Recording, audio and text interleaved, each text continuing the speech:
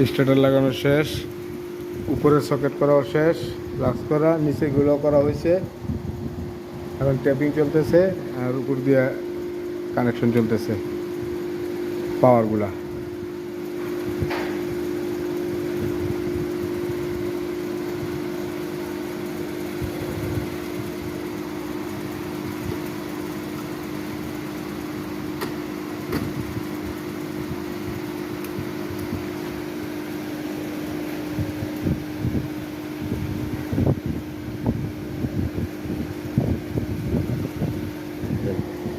load আরেকটা পটলা load